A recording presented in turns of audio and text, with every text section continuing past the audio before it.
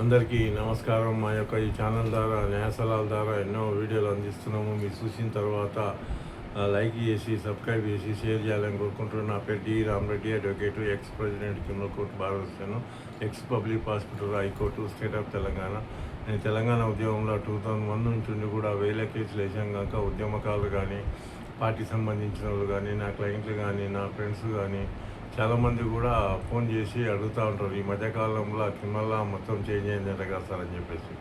Criminal లా అనేది చాలా important. ఎందుకంటే క్రిమినల్ లాలో ఐపీసీ కానీ, సిఆర్పిసి కానీ, ఎందుకంటే ఇండియన్ ఎవిడెన్స్ యాక్ట్ కానీ మూడు కూడా పార్లమెంట్లో బిల్లు పెట్టి రద్దు చేశారు. రద్దు చేసిన తర్వాత బిల్లు పాస్ అయిన తర్వాత అది 2023లోనే రాష్ట్రపతికి పంపించేసి రాష్ట్రపతి ఆమోదం పొందిన తర్వాత చట్టాలు వచ్చుకోమట్టుకు 2023లో వచ్చినాయి.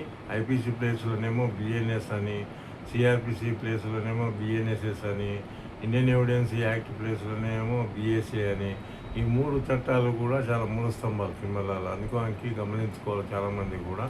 ఈ మూడు కూడా 2023లోనే రద్దయినవి. అమలైకం మటుకు జూలై 1, 2024 నుంచి అమలు అవుతూ ఉన్నాయి. చాలామంది కూడా తెలియదు. ఎందుకంటే చాలామంది కూడా ఎవరైతే కేసుల్లో ఇన్వాల్వ్ అవుతున్నారో వాళ్ళకే తెలుస్తుంది ఈ చట్టాలు చేంజ్ అయినామని చెప్పేసి. ఇవన్నీ కూడా చాలా ఇంపార్టెంట్ అన్నమాట. భారతదేశం మొత్తం 29 రాష్ట్రాలలో కూడా చట్టాలు వచ్చుకోమట్టుకోము 2023 నుంచి అమలైనాయి. పార్లమెంట్లో బిల్ పాస్ అయిన తర్వాత చట్టాలు వచ్చుకోము అమలైకం మట్టుకు జూలై 1 నుంచి కొత్త చట్టాల ప్రకారమే నేరాలు చేస్తే కేసులు దాని కిందనే బిఎన్ఎస్కి ఇంతకుముందు ఐపీసీ కింద బుక్ చేసేవాళ్ళు కేసులు.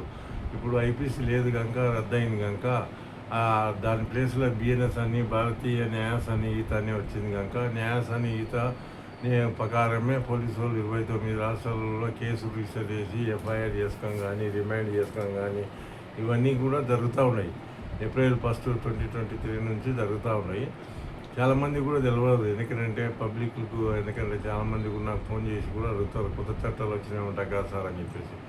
అందుకోనికి ఇవన్నీ కూడా మీరు గమనించుకోవాలి. అందుకని భారతదేశం మొత్తం 29 రాష్ట్రాలలో కూడా ఎప్పుడో బ్రిటిష్ కాలంలో ఉన్నటువంటి చట్టాలు క్రిమినల్ మొత్తం కూడా చేంజ్ అయినాయి అనమాట. దాన్ని రివ్యూ చేసి మొత్తం కూడా ఇంతకుముందు ఐపీసీలో 511 సెక్షన్స్ ఉండే, ఇప్పుడు బిఎన్ఎస్ అని 358 సెక్షన్స్ అనమాట. భారతీయ న్యాయ సన్నిహిత కింద 2023 యాక్ట్ చట్టం వచ్చింది కనుక ఆ చట్టంలో 358 సెక్షన్సే ఉంటున్నాయి అన్నమాట. చాలా సెక్షన్స్ కూడా క్లబ్ చేసి తక్కువ చేశారనమాట. సిఆర్పిసిలో మటుకు కొన్ని సెక్షన్స్ పెరిగినాయి. అప్పుడు 484 ఉంటుండే క్రిమినల్ ప్రొసీజర్ కోడ్ కింద. ఇప్పుడు భారతీయ నాగరిక సురక్ష సన్నిహిత 2023 531 సెక్షన్స్ చేశారన్నమాట. 531 సెక్షన్స్ కూడా ఇప్పుడు ఒక్కొక్క సెక్షన్ ఒక ప్రొసీజర్ ప్రకారము ఫాలో కావాల్సి వస్తుంది. ఇండియన్ ఎవిడెన్స్ యాక్ట్ ఏమో ఇంతకుముందు 167 ఉండే, ఇప్పుడు 170 అయినాయి. ఇప్పుడు భారతీయ ఎవిడెన్స్ ప్లేస్లోనేమో ఎవిడెన్స్ యాక్ట్ ప్లేస్లోనేమో భారతీయ సాక్ష్య అధినియం అని వచ్చింది. ఇప్పుడు 170 సెక్షన్స్ ఉంటాయి అనమాట. ఇవి అన్నీ కూడా క్రిమినల్ కేసులలో ఉంటాయి అన్నమాట ఈ మూడు కూడా. ఎందుకంటే ఐపీసీ కింద ఇంతకుముందు కేసు బుక్ చేస్తే మనం సిఆర్పిసి ఫాలో అయ్యి కేసులు వాదించుకొని బెయిల్ పొందేటోళ్ళము. అదేవిధంగా ఇప్పుడు సిఆర్పిసి ప్లేస్లో బిఎన్ఎస్ఎస్ అని వచ్చింది కనుక భారతీయ నాగరిక సురక్ష సన్నిహిత యాక్ట్ అని వచ్చింది కనుక ఆ యాక్ట్ ప్రకారము మనం ప్రొసీజర్ ఫాలో అయ్యి how to move the bail అనేది, హౌ టు గెట్ బెయిల్ అనేది, how to argue cases, how to conduct the trial, ఇవన్నీ కూడా మనము బిఎన్ఎస్ఎస్ కిందనే ఫాలో కావాలి. పోలీసు వాళ్ళు అయినా కూడా వాళ్ళు రిమాండ్ చేయాలన్నా, ఎఫ్ఐఆర్ రిజిస్టర్ చేయాలన్నా, ఛార్జ్షీట్ చేయాలన్నా ఇవన్నీ కూడా బిఎన్ఎస్ఎస్ కిందనే ఫాలో అవుతారు.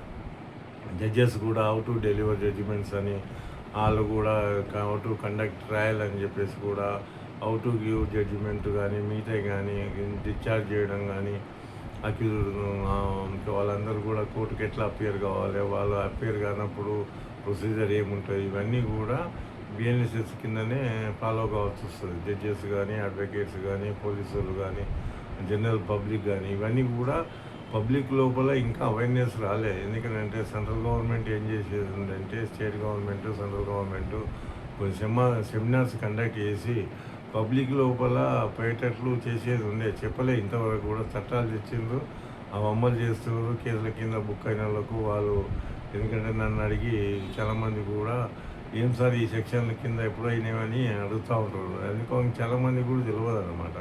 అందుకోసం ఇవన్నీ కూడా మీరు గమనించుకోవాలి. ఎందుకంటే భారతదేశం మొత్తం కూడా 29 రాష్ట్రాలలో కూడా జూలై 1 ఎందుకంటే 2024 నుంచే అమలు అవుతూ ఉన్నాయి. సార్ మరి పాత కేసులు ఏమైతాయి సార్ అని కూడా అంటున్నారు, అని అడుగుతూ ఉంటారు.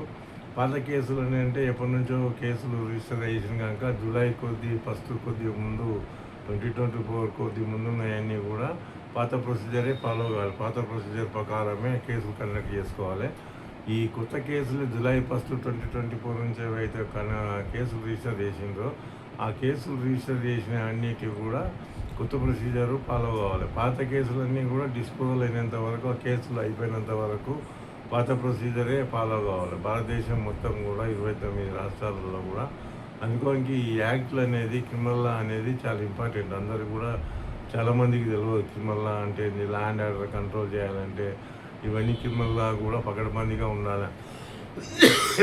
ఎప్పుడో భారతదేశం బ్రిటిష్ కాలం నుంచి ఉన్నటువంటి చట్టాలను ఎందుకంటే పకడ్బందీగా రివ్యూ చేసి, ఎందుకంటే సెంట్రల్ గవర్నమెంట్ మొత్తం కూడా ఈ 3 యాక్ట్లను 3 చట్టాలను తీసుకొచ్చిందన్నమాట. అందుకో ఇంతకుముందు ఏదైతే ఉన్న చట్టాల వల్ల చాలామంది తప్పించుకుంటున్నారని చెప్పేసి, వాళ్ళు ఎందుకంటే విడుదల అయిపోతుందని చెప్పేసి ఇవన్నీ కూడా గమనించుకొని, ఇప్పుడు ఎందుకంటే మహిళల మీద, చిన్నారుల మీద మానభంగాలు, ఏంటంటే మొత్తం సెక్సువల్ హరాస్మెంట్ ఎక్కువైనాయి. ఇది ఒక్క రాష్ట్రం అని చెప్పడానికి లేదు, 29 రాష్ట్రాలలో కూడా ఇప్పుడు సెక్సువల్ హరాస్మెంట్ ఎక్కువైనాయి. మహిళలను మానభంగాలు చేసి మర్డర్లు చేయడము, చిన్నపిల్లలను మానభంగాలు చేసి చంపడము, ఇవన్నీ కూడా జరుగుతున్నాయి.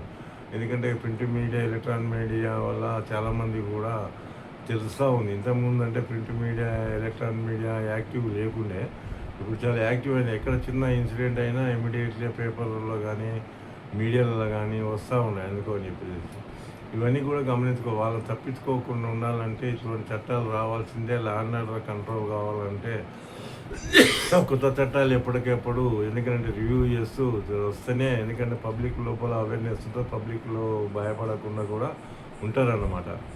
ఈ చట్టాల వల్ల ఎందుకు కఠినంగా శిక్షించడానికి, ఎందుకంటే అప్పటిలాగా ఇంతకుముందులాగా బెయిల్ పొందడానికి లేదు. ఇప్పుడు బెయిల్ రావడాలన్నా కూడా చాలామంది కూడా నేరం చేస్తే భయపడవలసి వస్తుంది. అలా కూడా బెయిల్ ఇమీడియట్గా రావు, లోపలనే ఉండవలసి వస్తుంది. ఛార్జ్ షీట్ వేసింది అనుకోండి, కొన్ని అఫెన్సెస్లో 60 డేస్ లోపల, కొన్ని అఫెన్సెస్ 90 డేస్ లోపల వేస్తారు కనుక అందుకో అని చెప్పి ఛార్జ్ షీట్ వేస్తే వాళ్ళు బెయిల్ పొందడానికి కూడా ఉండవు. వాళ్ళ బెయిల్ పొందకుండా లోపలనే ఉన్నట్లయితే ఛార్జ్ షీట్ వేస్తే కేసు కండక్ట్ చేసి స్పీడీ డిస్పోజల్ కింద వాళ్ళ కన్విక్షన్ రావడానికి కూడా ఆస్కారం ఉంటుంది అన్నమాట. అందుకోనికి గమనించుకోవాలి. చట్టాలన్నీ కూడా కఠినంగా ఉన్నాయి, ప్రతి ఒక్కరు కూడా గమనించుకొని మూవ్ కావాలన్నమాట. అందుకోనికి చట్టాలు ఉంటేనే, కఠినంగా ఉంటేనే శాంతి భద్రతలు భంగం కలగకుండా ఉంటాయి. ప్రతి ఒక్కరు కూడా పనిష్మెంట్ వచ్చినట్లయితే, ఎందుకంటే మా శాంతి భద్రతలకు ఎందుకంటే భంగం కలగకుండా వాళ్ళు క్రిమినల్స్ను తప్పించుకోకుండా ఈ చట్టాలు చేసిరన్నమాట. అనుకోండి భారతదేశం మొత్తం 29 రాష్ట్రాల్లో కూడా జూలై 1, 2024 నుంచి అమలు అవుతూ ఉన్నాయి. చాలామంది కూడా మళ్ళీ నాకు ఫోన్ చేసి కూడా అడుగుతుంటారు, డెఫమేషన్ అంటే ఏం సార్ అని చెప్పేసి. డెఫమేషన్ వల్ల ఎందుకంటే మాకు మా ఏదైతే స్టేట్మెంట్లు కానీ అవి కానీ నెగిటివ్ ఇచ్చేసి వాళ్ళ భంగపరిచినట్లయితే వాళ్ళ క్యారెక్టర్ అసెస్ చేసి అవన్నీ చేస్తుంది కదా సార్, దీని మీద మనం ఎట్లా ప్రొసీజర్ ఎట్లుంటుందని చెప్పేసి అడుగుతూ ఉంటారు అనమాట. చాలా ఇంపార్టెంట్ క్వశ్చన్ కూడా ఈ మధ్యకాలంలో ప్రెస్ మీడియాలో కానీ అక్కడ కానీ ఇక్కడ, ఎందుకంటే బ్లాక్ మెయిల్ చేస్తూ స్టేట్మెంట్లు ఇవ్వడము ఇవన్నీ జరుగుతూ ఉంటాయి. ఏదైతే చట్టము 356 బిఎన్ఎస్ కింద, భారతీయ న్యాయ సంహిత కింద 356 కింద ఎవరైతే ఫాల్స్ స్టేట్మెంట్ కానీ వాళ్ళ భంగం చేసినట్లయితే భారతీయ న్యాయ సంహిత కింద స్టేట్మెంట్ ఇచ్చేసి వాళ్ళ క్యారెక్టర్ అసెస్ చేస్తూ వెన్నీ స్టేట్మెంట్ ఇచ్చినప్పుడు దాని కింద ప్రాసెస్ ఏం చేయాలంటే 222 ఇంతకుముందు 199 కింద మనం సిఆర్పిసి కింద కేసు మనము ప్రొసీజర్ ప్రకారము కేసు ఫైల్ చేస్తున్నాము. ఇప్పుడు 199 సిఆర్పిసి లేదు కనుక దాని ప్లేస్లోనే బిఎన్ఎస్ఎస్ అని వచ్చింది కనుక భారతీయ నాగరిక సురక్ష సంహిత అని 2022 222 కింద బిఎన్ఎస్ కింద 222 కింద మీరు జడ్జి దగ్గర కానీ సెషన్ కోర్టులో కానీ మీరు కంప్లైంట్ ఇచ్చినట్లయితే జడ్జి గారు విచారించేసి ఆ స్టేట్మెంట్ ఎట్లా ఉందో అని చూసి పరిశీలించి వాళ్ళకు ఎందుకంటే సమన్స్ పంపించడం కానీ పోలీస్ స్టేషన్కి రిఫర్ చేయడం కానీ జరుగుతూ ఉంటుంది. ఈ ఇంతకుముందు 190 కింద చేసేటోళ్ళు అనమాట. 199 కింద రద్దయింది కనుక ఇప్పుడు దాని ప్లేస్లో 222 అనమాట, 222 దాని కింద మనం కోర్టుల ఫైల్ చేసుకోవచ్చు. ప్రాసిక్యూషన్ కూడా దాని మీద లాడ్జ్ చేసి సెషన్ జడ్జి మీద కానీ, ఎందుకంటే స్టేట్ గవర్నమెంట్ యొక్క మంత్రుల మీద కానీ, రిప్రజెంటేటివ్ సెంట్రల్ గవర్నమెంట్ రిప్రజెంటేటివ్ చేసినట్లు ఉంటారు కానీ వాళ్ళ మీద ఎందుకంటే ఫాల్స్ అలిగేషన్ కింద కేసులు ఇచ్చినట్లయితే వాళ్ళ బరువుకు భంగం కలిగినట్లయితే ఎక్కడైనా స్టేట్మెంట్లు వచ్చితే దాని ప్రకారం అవన్నీ మీరు తీసుకొని జడ్జి గారి ముందల మీరు ఫైల్ చేసినట్లయితే జడ్జి గారు విచారించేసి కంప్లైంట్తోని వచ్చిన స్టేట్మెంట్లు కానీ అవి ఏమేమి ఇచ్చిండ్రో అవన్నీ కూడా దాంతో జతపరిచి కోర్టులో ఇచ్చినట్లయితే ఆ కోర్టు పరిశీలించిన తర్వాత కన్సల్ట్ కోర్టు అనమాట, ఏ ఏరియాలో ఉంటారో ఆ ఏరియాలో ఉన్నటువంటి కోర్టు ఆ కన్సల్ట్ పోలీసు వాళ్ళు కానీ వాళ్ళకుంటే పబ్లిక్ ప్రాసిక్యూటర్ ఉంటాడు కనుక పబ్లిక్ ప్రాసిక్యూటర్ చెప్పినట్లయితే కూడా పబ్లిక్ ప్రాసిక్యూటర్ ఒక రిప్రజెంటేషన్ జడ్జి గారి ముందల రాష్ట్ర ప్రభుత్వం యొక్క అధికారుల మీద కానీ కేంద్ర ప్రభుత్వం యొక్క అధికారుల మీద కానీ స్టేట్మెంట్లు ఇచ్చినట్ల మీద ప్రాసిక్యూషన్ ఎందుకంటే పబ్లిక్ ప్రాసిక్యూటర్ కంప్లైంట్ ఇచ్చేసేసి జడ్జి గారి ముందర రిప్రజెంటేషన్ చేసినట్లయితే దాన్ని కాంగ్రెస్ తీసుకొని ఎందుకంటే వాళ్ళకి ప్రాసెస్ ఇచ్చి చేయడం కానీ వాళ్ళకి ఎందుకంటే సమన్స్ ఇచ్చి వేయడం కానీ జరుగుతూ ఉంటుంది. ఇవన్నీ చట్టం అనేది చాలా పకడ్బందీగా 222 కింద ఎందుకైతే ఎవరైతే పరువు నష్టం చేస్తారో పరువు నష్టం చేసిన దాని కింద ఈ బిఎన్ఎస్ కింద వాళ్ళు చట్టం ఏదైతుందో భారతీయ న్యాయ సన్నిహిత కింద 356 కింద వచ్చినటువంటి పనిష్మెంట్లన్నీ కూడా ఇవన్నీ దాని కింద చేసిన పరువు నష్టం స్టేట్మెంట్లు ఇచ్చినప్పుడు ఆ 356 కింద ఎవరైతే ఇస్తారో ఎవరెవరో వస్తారో దాని కింద బట్టి ఆ కేసును పరిశీలించిన తర్వాత ఇప్పుడు మనము దీని కింద 222 కింద మనం కన్సల్ట్ కోర్టులో మనము కంప్లైంట్ చేయడానికి ఆస్కారం ఉంటుంది. దానికి ఇవన్నీ కూడా మనం గమనించుకోవాలి. ఏదైతే పరువు నష్టం కింద స్టేట్మెంట్ ఇచ్చేటప్పుడు కానీ మాట్లాడేటప్పుడు కానీ ఎదుటి మనిషిని హీనంగా కానీ ఇన్సల్ట్గా కానీ మాట్లాడినట్లయితే అతని పరువుకు భంగం కలిగినట్లయితే అతన్ని ఏదైతే చేస్తుంటాడో అతను డ్యూటీ చేసిన దాన్ని కూడా ఇన్సల్ట్ చేస్తూ అతను ఏదైతే ఉద్యోగం చేస్తుందో ఉద్యోగం చేసిన దాని మీద వాళ్ళకి అలిగేషన్స్ పెట్టేసి ఏవైతే స్టేట్మెంట్లు ఇస్తుంటారో వాళ్ళు జాగ్రత్తగా ఉండాలి. ఈ చట్ట ప్రకారము వాళ్ళ మీద యాక్షన్ తీసుకోవడానికి ఆస్కారం ఉంటుంది. రాష్ట్ర ప్రభుత్వం మీద కానీ మంత్రుల మీద కానీ గవర్నర్ల మీద కానీ ముఖ్యమంత్రుల మీద కానీ ఇచ్చినప్పుడు ఆ స్టేట్మెంట్లు జాగ్రత్తగా ఉండాలి. లేకుంటే ఈ 356 కింద వచ్చినట్లయితే మీకు ఎందుకంటే దీని కింద 222 కింద కంప్లైంట్ ఇచ్చేసి పబ్లిక్ ప్రాసిక్యూటర్ కానీ డైరెక్ట్ పర్సన్స్ కానీ కంప్లైంట్ ఫైల్ చేయడానికి ఆస్కారం ఉంటుంది. దీని మీద యాక్షన్ తీసుకొని కాంగ్నిజెన్స్ అని తీసుకొని ఎందుకంటే ఇవన్నీ కాంగ్నిజెన్స్ అఫెన్సెస్ అనమాట. ఎందుకంటే క్రిమినల్ కాంగ్నిజెన్స్ నాన్ కాంగ్నిజెన్స్ అని ఉంటాయి.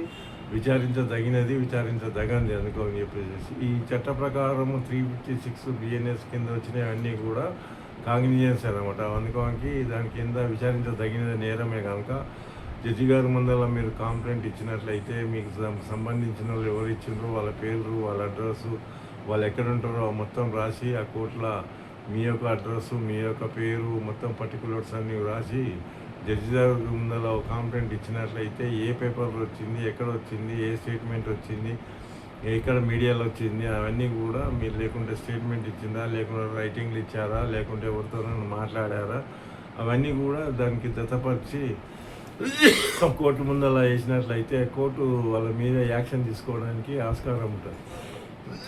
ఇవన్నీ చాలా ఇంపార్టెంట్ అనమాట. ఇప్పుడు చట్టం అనేది ప్రతి ఒక్కరు కూడా ఉపయోగించుకోవాలి. దాన్ని బట్టి ఎందుకంటే కేసును బట్టి మనము వాదించుకొని జడ్జి దగ్గర ముందల 222 కింద మనం బిఎన్ఎస్ఎస్సి యాక్ట్ ప్రకారము మీరు లాడ్జ్ కేసు కంప్లైంట్ ఇచ్చుకోవడానికి ఆస్కారం ఉంటుంది అనమాట. ఇవన్నీ కూడా ఇంతకుముందు 199 కింద ఇచ్చేటోళ్ళము సిఆర్పిసి కింద. ఇప్పుడు దాది రద్దయింది కనుక దాని ప్లేస్లో బిఎన్ఎస్ఎస్ఎస్ అని వచ్చింది కనుక సిఆర్పిసి లేదు కనుక పాత కేసులు అయితేనేమో సిఆర్పిసి కింద ఫాలో అవ్వాలి. కొత్త కేసులు కనుక డేటును బట్టి అఫెన్స్ను బట్టి దాన్ని బట్టి బిఎన్ఎస్ఎస్ కింద మీరు కేసు కంప్లైంట్ ఇచ్చినట్లయితే జడ్జి గారు దాని మీద యాక్షన్ తీసుకొని మీకు న్యాయం జరగడానికి ఉంటుంది, వాళ్ళ పనిష్మెంట్ కూడా ఇవ్వడానికి ఆస్కారం ఉంటుంది. ఇవన్నీ చూసి ఫాలో అవుతారని చెప్పి కోరుకుంటున్నాను. అందరికీ నా ధన్యవాదాలు.